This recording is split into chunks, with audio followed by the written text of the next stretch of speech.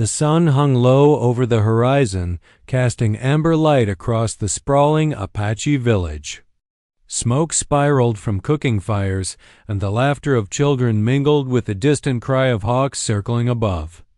At the center of the village, the Apache king stood atop a raised platform, observing his people with a calm authority. His sharp eyes caught movement at the edge of the camp, a woman, tall and poised, moving with a confidence that immediately drew attention. She was unlike anyone he had ever seen. Her long hair, streaked with copper from the sun, swayed freely as she carried herself with effortless grace. Her eyes, dark and perceptive, seemed to take in every detail of the village, every nuance of life around her, without judgment, only quiet understanding. The king felt a pull, a curiosity that he could not name. "Who is she?" He asked one of his advisors, his voice calm but edged with intrigue. "She is a traveler," the advisor replied, bowing slightly. "She comes alone. She asks nothing and observes everything." The king narrowed his eyes, stepping closer. Something in her presence unsettled him, not in fear, but in challenge. She exuded a quiet confidence, a mastery of herself and her surroundings. That sense of control, of knowing something he did not, stirred a rare excitement in him. When she finally noticed his gaze, she smiled, not a timid or coy smile, but one of understanding, as if she already knew the question forming in his mind. The king approached her directly, his movements smooth, deliberate. "Have you done it before?" he asked, his tone measured, curious, carrying the weight of authority. The woman's smile widened slightly. She tilted her head, meeting his eyes without hesitation. "Done what?" she asked, her voice calm yet layered with unspoken meaning. He paused, assessing her. The question was simple, yet the context made it loaded. His people had long relied on him for leadership, for strategy, for guidance. Yet here was a woman who dared to stand before him as an equal, perhaps even superior in some unknown skill. I mean, he clarified, to survive, to lead, to know what must be done when others cannot. A flicker of amusement passed over her face. Then, with the same calm assurance, she said, "Let me teach you what I know." The king felt a jolt of something unfamiliar, a mixture of surprise, intrigue, and respect. Few had ever dared to speak to him in such a way. Fewer still had offered guidance rather than submission. Her words carried a promise, knowledge, mastery, perhaps even power. And she was offering it freely, but on her terms. The villagers, sensing the charged exchange, began to whisper among themselves. Some admired her courage, others frowned at her audacity. But the king's attention remained fixed solely on her. He sensed that this was no ordinary encounter, no casual passing stranger. This woman was a force, quiet but undeniable, and he wanted to understand it fully. "Very well," he said finally, his voice steady but tinged with curiosity. "Show me." She inclined her head, accepting the challenge. The tension between them was palpable, a mix of unspoken respect, subtle challenge, and something more, something neither of them could yet name. The day's fading light framed them. Two figures on the cusp of a journey neither had anticipated, one of teaching, learning, and perhaps transformation. As the villagers returned to their daily routines, the king and the woman remained facing each other. The first lesson had not begun with skill, or strength, or knowledge. It had begun with trust, with recognition, and with the unspoken promise that something profound was about to unfold. The morning sun spilled golden light over the village, warming the earth and awakening the sounds of life. Birds sang from the trees, and the hum of activity from the villagers filled the air.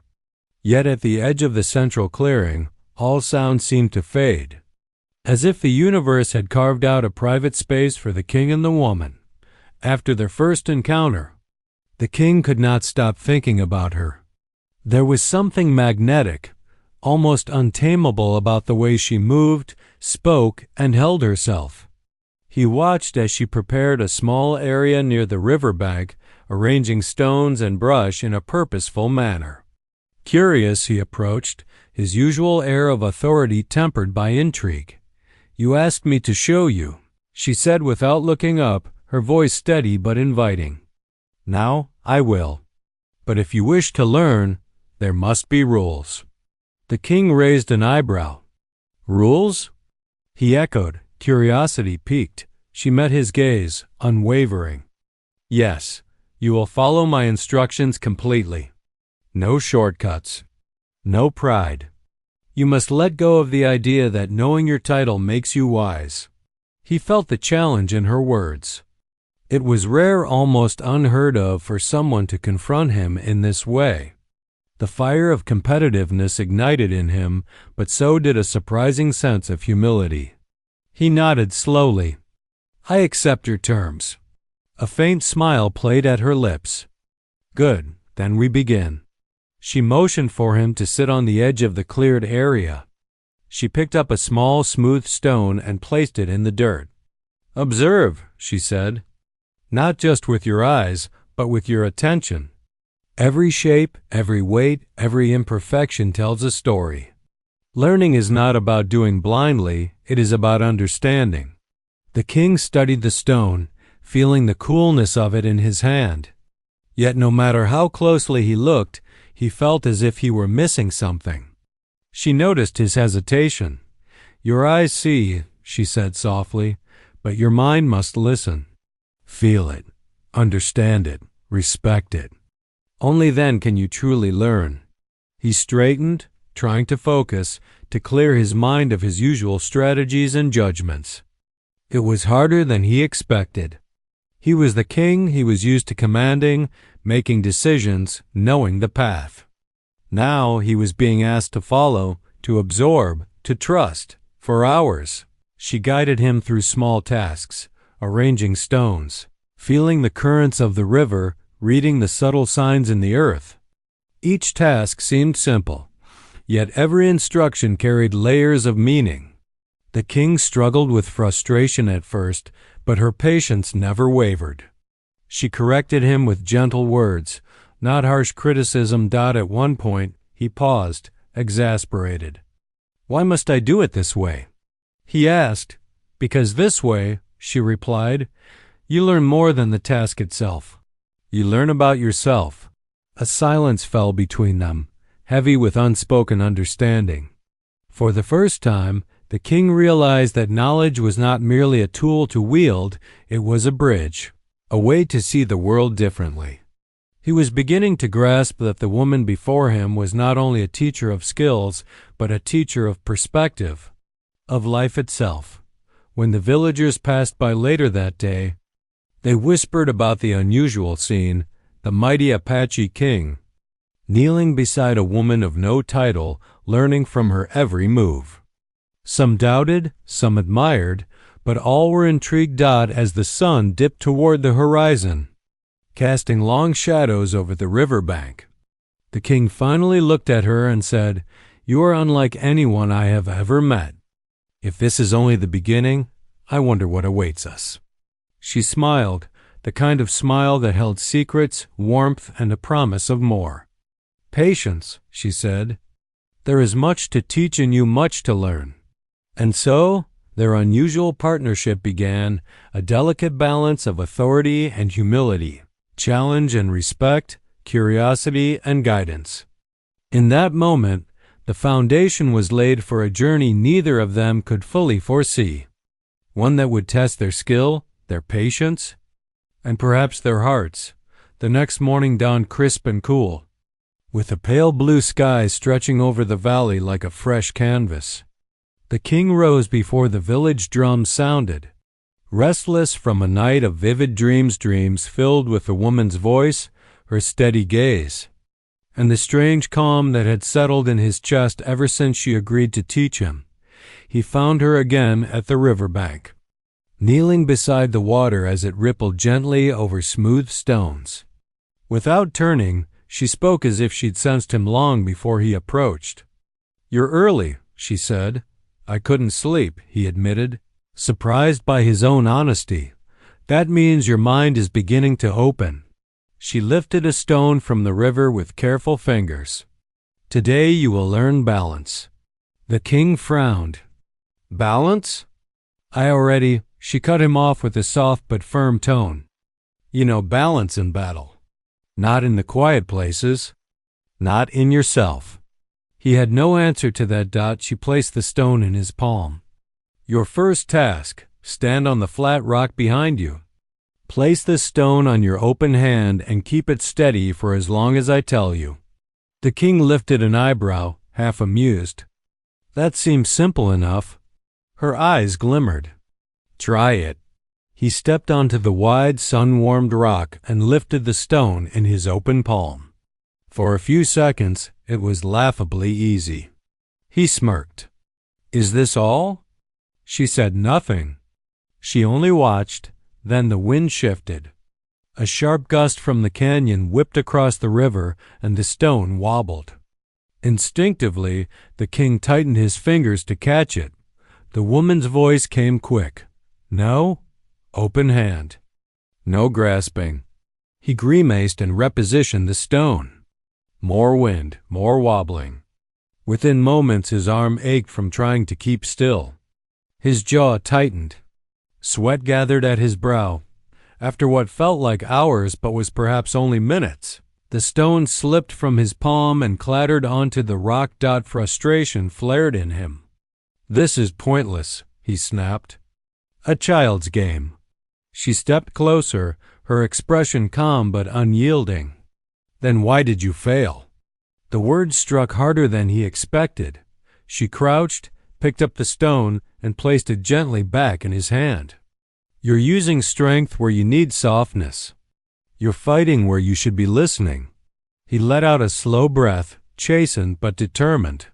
Again, he said. She nodded. Again. He let out a slow breath, chastened but determined. Again, he said. She nodded. Again. This time he tried to silence the world, the rushing river, the shouting children, even the weight of his own pride. He breathed slowly, letting the wind become something he adjusted to rather than resisted. His arm trembled less, but after several minutes, the stone fell again. He expected her to mock him or scold him. Instead, she smiled a small, warm smile that startled him with its sincerity. Better, she said. Much better.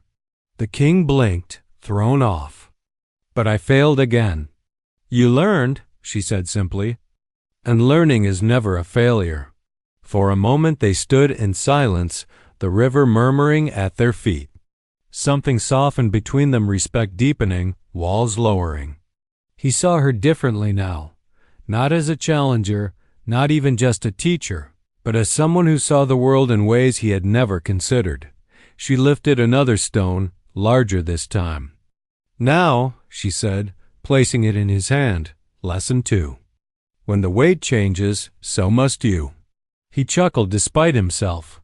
You enjoy tormenting me. I enjoy watching you grow, she answered softly. Whether she meant more than the lesson, he couldn't tell.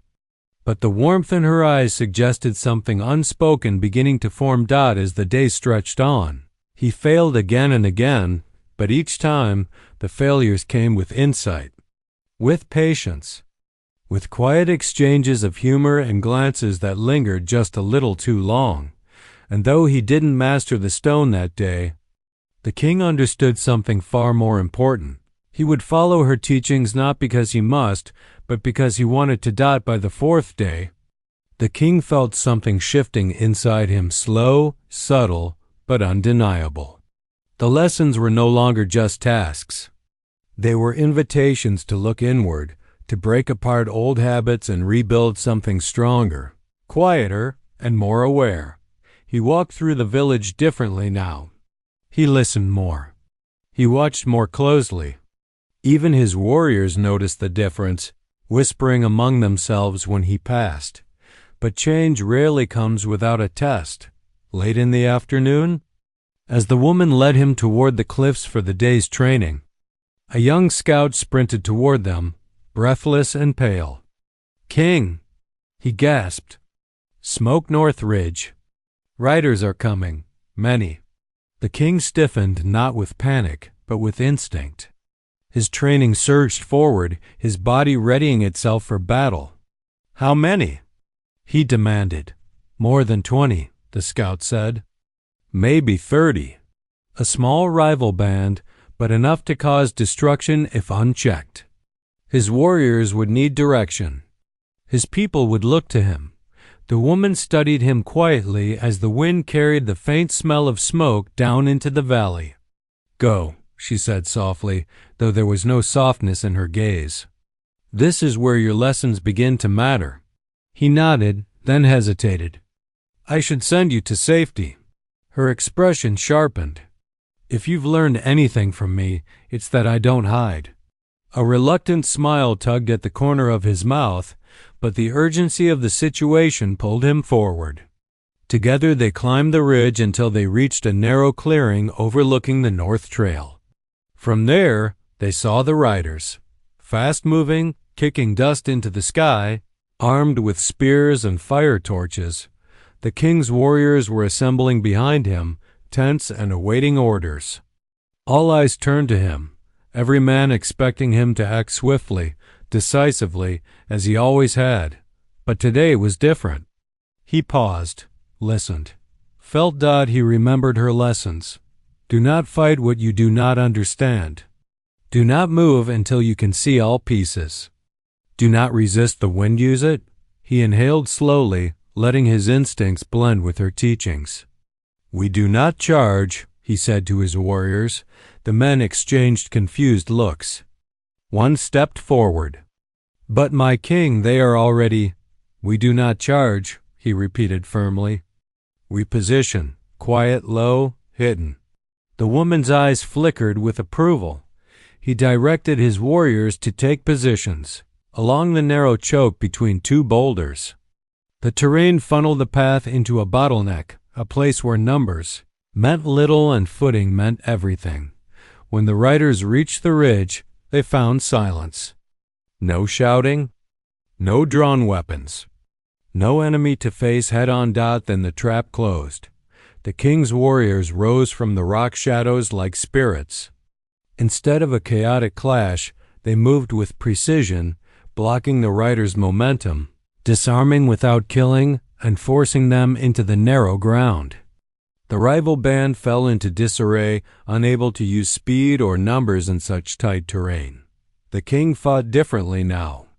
Not with brute force, but with fluid motion, adjusting like the river she had taught him to watch.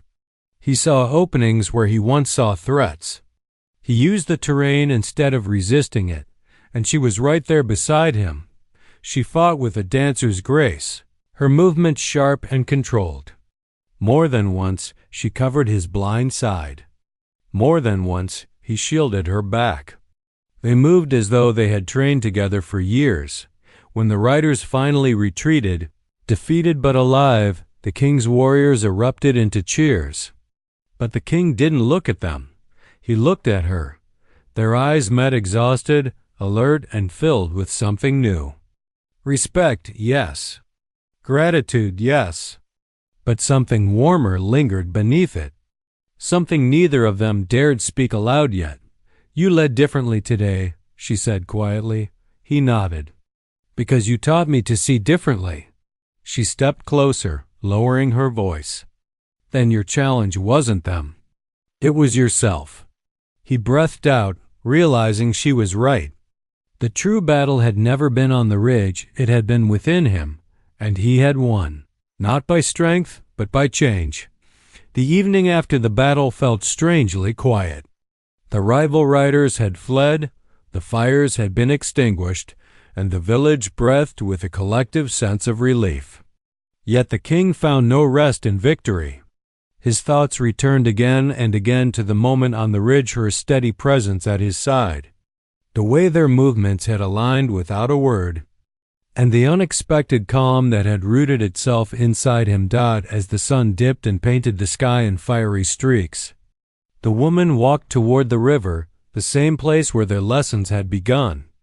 He followed her almost instinctively, guided not by duty but by something far more personal. She knelt at the water's edge, rinsing dust and sweat from her arms. The river's surface shimmered with reflected flame light. Without turning, she spoke. "You hesitated today," she said. "But not out of fear." He stopped beside her, lowering himself to sit on a boulder. "I hesitated because I heard your voice in my mind, telling me to watch, to wait, to feel." She smiled faintly as she cupped water in her hands. "And what did you feel?" "Everything," he admitted. "The land, the wind, the weight of my warrior's trust." "And you?" Her hands stilled, droplets falling silently back into the river. "For a king," she murmured, "that is a rare confession." He let out a quiet breath. "For me, it is a rare truth." For a moment, neither of them spoke. The only sound was the river whispering over stones. Then she turned to face him fully, studying him with eyes that seemed to see past muscle, past pride, past the title he carried. "When I first met you," she said softly, "I expected arrogance. I expected you to reject me. But instead, you chose to learn. That is not a small thing." "It didn't feel like a choice," he said. "Not when I looked at you." Her gaze held his a moment too long before she looked away again. The king leaned forward, elbows on his knees. "My people think strength comes from taking command," he continued. "Yet in the last days I have found strength in something else. In listening. In trusting." She raised a brow. "Trusting me?" "Yes," he said without hesitation. "And trusting myself in ways I never did before." The woman exhaled slowly, as though she, too, were processing something unfamiliar. "Trust is a dangerous thing," she murmured. "Once given, it changes everything." "Then let it change us," he said quietly. Her head snapped toward him, surprise flickering in her eyes. "Us? For better or worse," he replied. "I am not the man I was before you arrived. And I do not wish to go backward." A silence fell between them. Not uncomfortable, charged, layered, fragile. Finally she stood and extended her hand. "Come," she said. "There is one more lesson tonight." He took her hand, feeling the warmth of her skin, the quiet strength in her fingers. She led him deeper into the riverbank, where fireflies glowed like drifting sparks. "Tonight," she said, turning to face him, "I teach you trust not as a leader, not as a fighter, but as a man." The king swallowed, suddenly aware of how close they stood. "And how does a man learn trust?" he asked, his voice low. She placed her palm over his heart. "By letting someone close enough to touch what he guards most." His breath hitched just slightly, but he did not pull away. "And do you trust me?" he asked. Her eyes softened in a way he hadn't seen before, something vulnerable, something real. "I wouldn't be here if I didn't." The night deepened around them, the fireflies swirling like embers of something ancient and new. And in that quiet, suspended moment, the foundation between them shifted from teacher and student to something deeper, gentler, more dangerous. Trust, respect, a connection that neither of them could retreat from now. The next day arrived with clouds heavy over the mountains, the air thick with the promise of a storm. The village was quieter than usual, the people sensing tension in the wind and perhaps within their king as well. He moved differently now, calmer, sharper, more aware. But beneath that calm simmered something he did not yet understand. Something awakened by the woman whose teachings had reshaped him piece by piece. She was waiting for him at the southern cliffs, standing at the edge as if speaking with the wind. When he approached, she didn't greet him with a smile this time. Instead, she studied him with unreadable eyes. "Today," she said, "I will test your patience." He raised a brow. "You've been testing that since the first lesson." "Not like this," she replied. She motioned for him to follow her along a narrow path that wound upward through jagged rock. The climb was steep, the footing uneven, but she moved with ease, never glancing back to see if he struggled. He did not physically, but mentally. She seemed distant today, colder, her warmth replaced by a quiet intensity he couldn't decipher. At the top, she stopped before a thin, uneven wooden log laid across a chasm. Wind roared between the rocks with a whistling cry. "Cross it," she said. The king stared at the log. "It's barely wide enough for a foot." "Exactly." She stepped closer, her voice low but firm. "Trust the ground. Trust your balance. Trust yourself." He inhaled deeply, eyeing the drop below. "This is unnecessary." She crossed her arms. "And yet it must be done." Something in her tone struck him. It was the same softness she used when teaching him to hold the stone, mixed with a new, unfamiliar sternness. Like she wasn't just instructing him, but pushing him somewhere she feared he wouldn't go on his own. He stepped onto the log.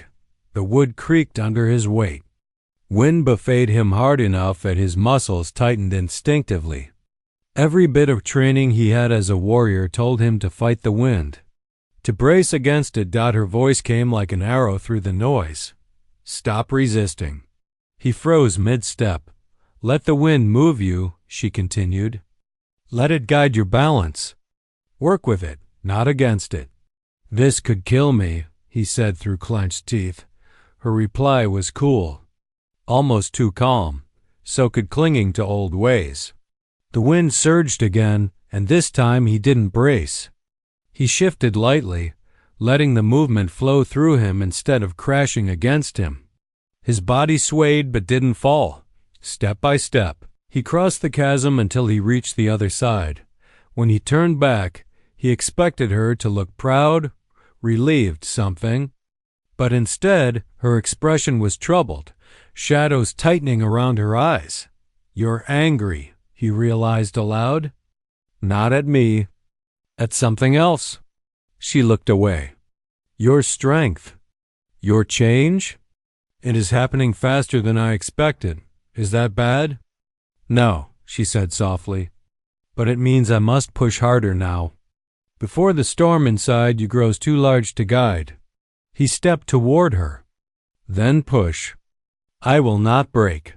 Her jaw tightened, and for the first time since he met her, he saw fear flicker behind her composure. "It is not your breaking I fear," she whispered. "It is what you might become if you cross a boundary unprepared." "And what boundary is that?" he asked, voice gentle. She hesitated, then met his gaze. "The one between power and wisdom.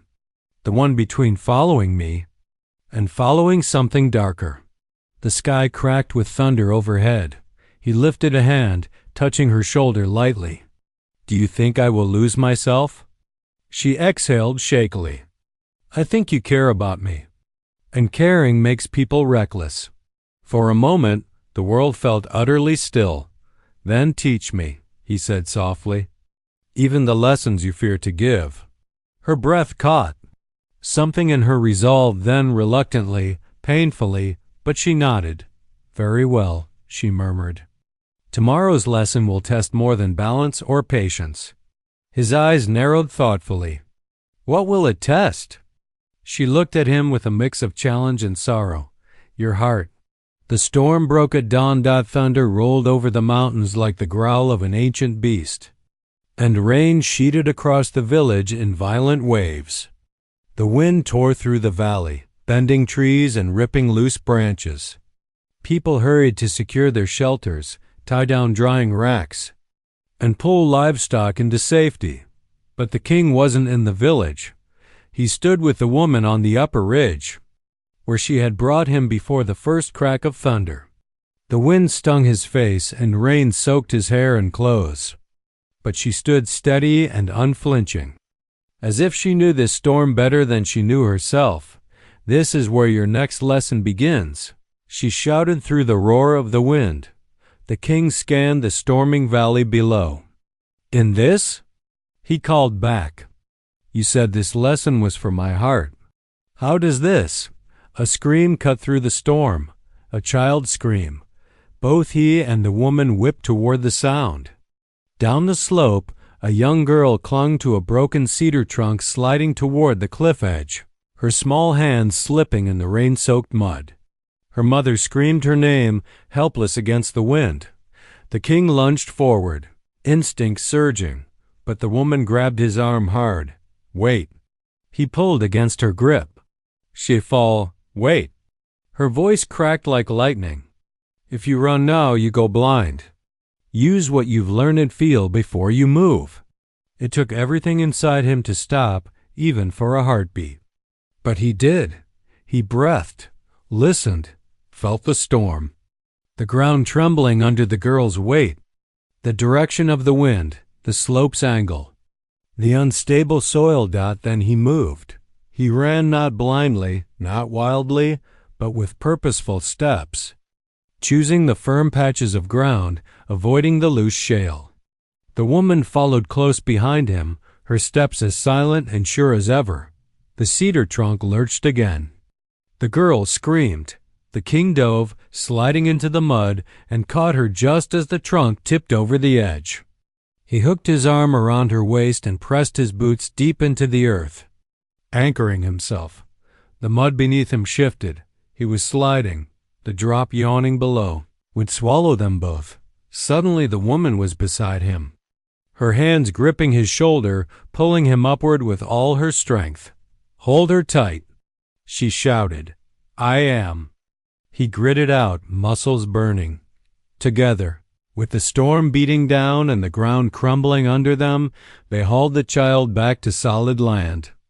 The moment the girl was safe in her mother's arms, the king collapsed to his knees, breath shaking, rain dripping from his face like tears. He refused to admit.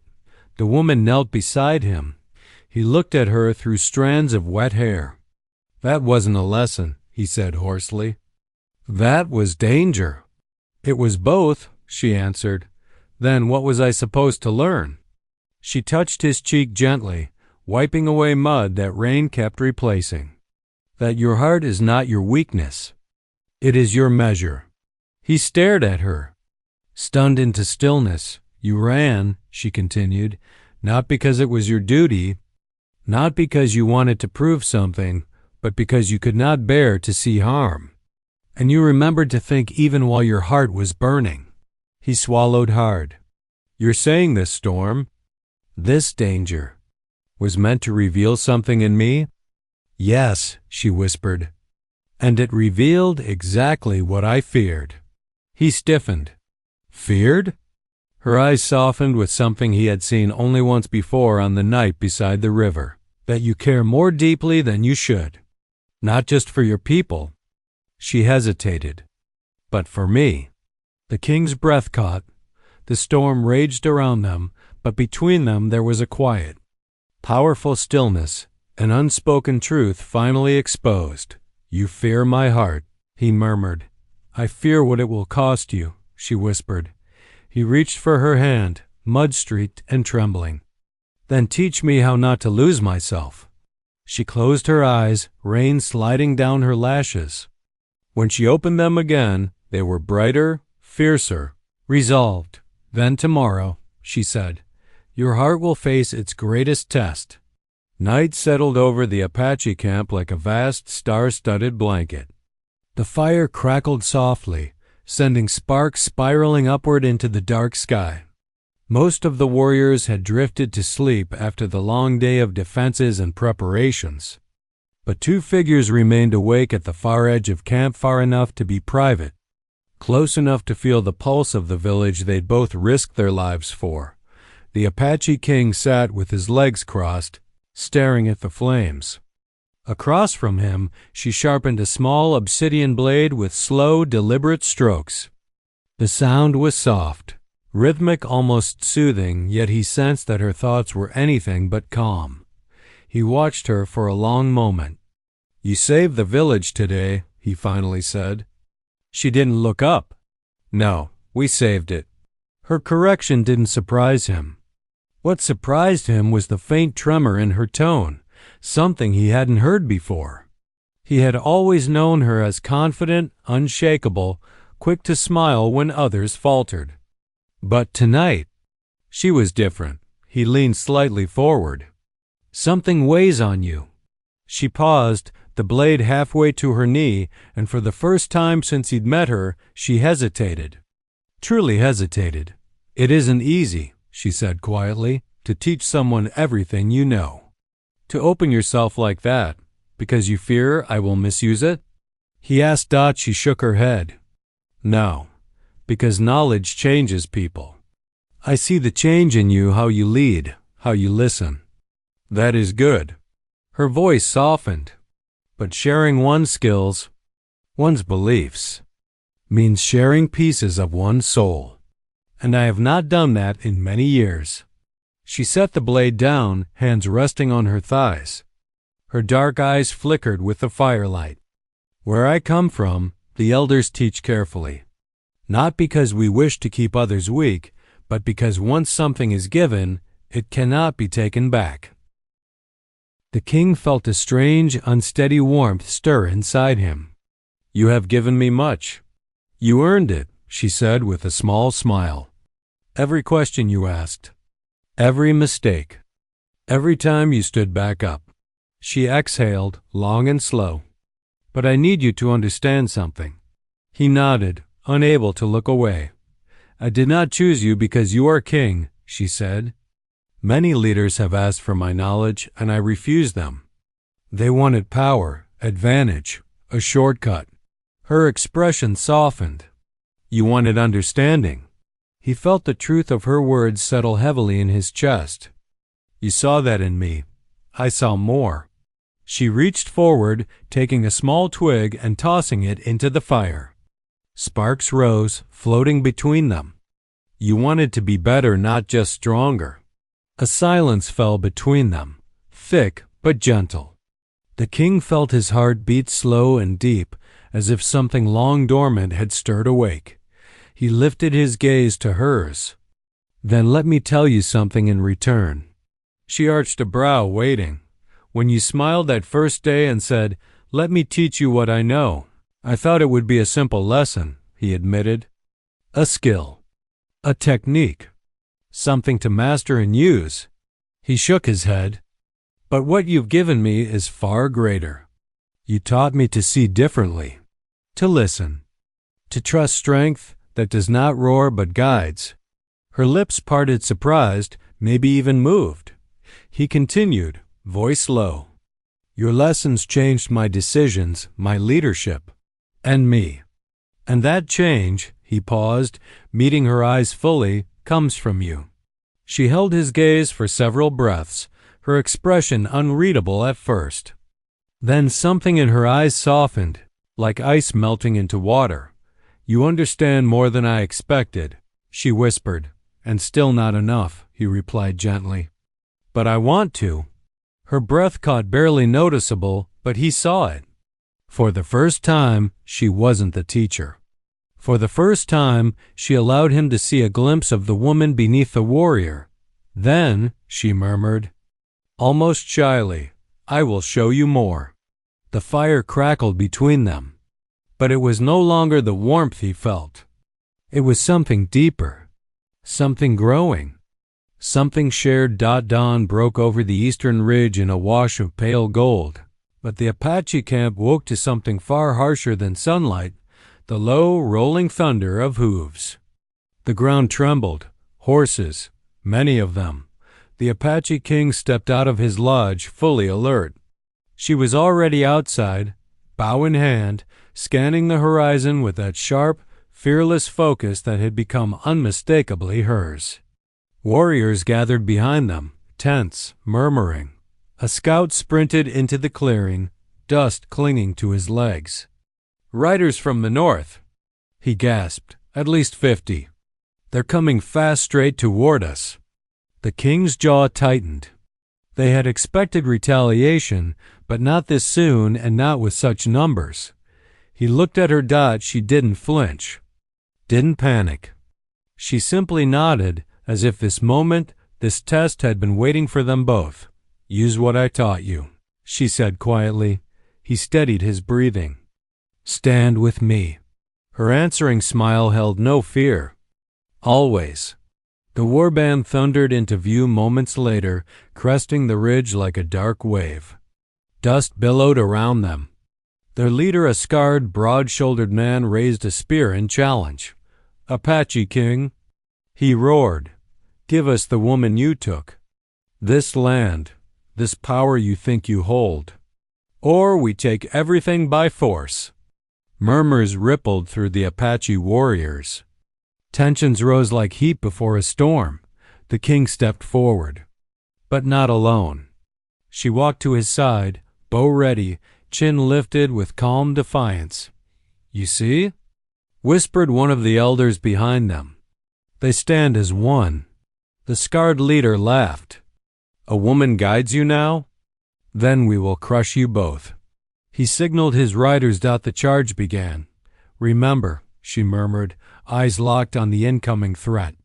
They expect you to fight like a king. He nodded. Then I will fight like your student instead. And he did. He didn't rush. Didn't panic. He watched the way she taught him. 3 seconds. 2-1. Now. She shouted. In perfect unison. They spun away from the center and split their warriors into 2 sweeping arcs, a tactic she drilled into him relentlessly. Though he had cursed it 100 times, the northern riders charged into what they thought was a collapsing formation. Instead, they were caught in a tightening crescent, warriors closing in from both sides like the jaws of a trap. The king raised his spear. Hold! She raised her hand beside him. Wait, wait. The enemy pushed deeper, unaware. Now. They commanded together. The Apache warriors surged, precise, silent, deadly. Arrows rained from one flank. Lances struck from the other. Riders toppled. Horses reared. Confusion swept through the attackers like wildfire. The scarred leader roared in fury, realizing too late what had happened. He charged straight for the king, but the king was ready. He met the attack head-on. Spear angled just as she taught him. No wasted movement, no overreach. Their weapons clashed. The vibration shot up his arm, but he held steady. The leader swung again, wild, powerful, reckless. Center your weight. She called, circling behind, bow drawn. Not your strength, your balance. The king shifted his stance. The leader lunged. The king parried, letting the man's weight pull him off center, and struck the spear's butt into his chest. The man reeled. An arrow whistled past the king's ear. Her arrow. It buried into the ground an inch. From the leader's hand, a warning shot so precise it made the man freeze. She lowered her bow. The next one goes through your hand. The fight drained out of him. All around them, his riders dropped their weapons. The battle was over not by overwhelming force, but by mastery, patience, and unity. The king looked at her, chest heaving. You fought beside me, he said softly. She stepped closer. No, we fought as one. Their eyes held respect, pride. Something unspoken blooming between them, stronger than any battle cry.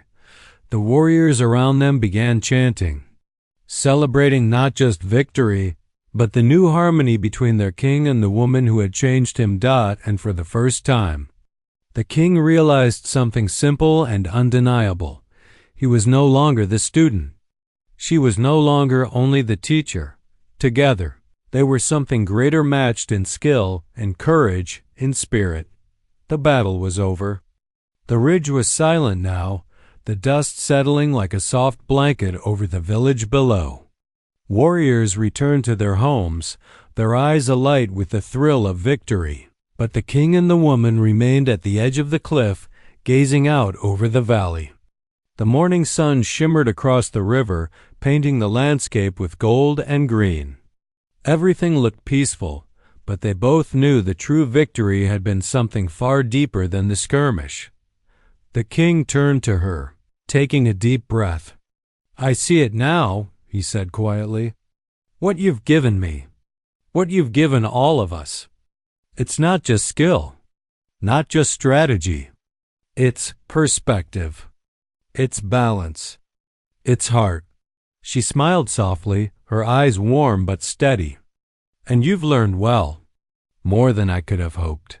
He took her hand in his, feeling the strength in her fingers and the quiet certainty she radiated. I used to think leadership was about power. About knowing the right commands, the right orders, the right way to strike. He paused, squeezing her hand gently. Now I know it's about wisdom, understanding, and trust. Trust not just in those who follow you, but in yourself and in those who teach you. She nodded. That is the true legacy of a leader. For a long moment, they simply stood there, hand in hand, the wind brushing past them as if carrying away the last remnants of the old ways. Then she spoke again, softly but with conviction. You and I? We are stronger together than apart. But strength alone is not enough. We must leave more than victories behind. We must leave guidance. A path others can follow. The king's eyes lit with realization. You mean? A tradition. A way to teach future generations, not just with force, but with heart and understanding. The lessons you gave me, the way we fought together, the balance we found. Yes, she said. That is the legacy we leave. Not just stones in a river or strategies on a battlefield, but a vision of how to lead, how to survive, how to care without losing yourself. He looked out over the village. Children ran by, laughing and shouting, their elders tending fires and feeding animals.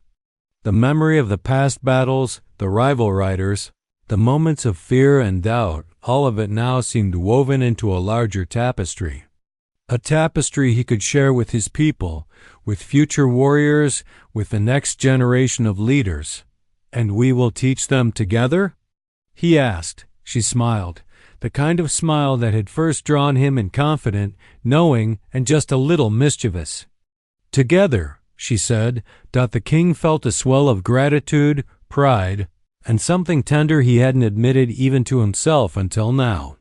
Not just for the lessons she had given him, but for the partnership they had built through challenge, patience, and shared danger. They had changed one another, and that change would echo long after they were gone. He bent slightly, lowering his forehead toward hers, and she leaned in, a gentle closeness forming between them. No words were needed. The bond forged through struggle, understanding, and mutual respect spoke for itself. As the sun rose higher, their silhouettes cast long shadows over the village.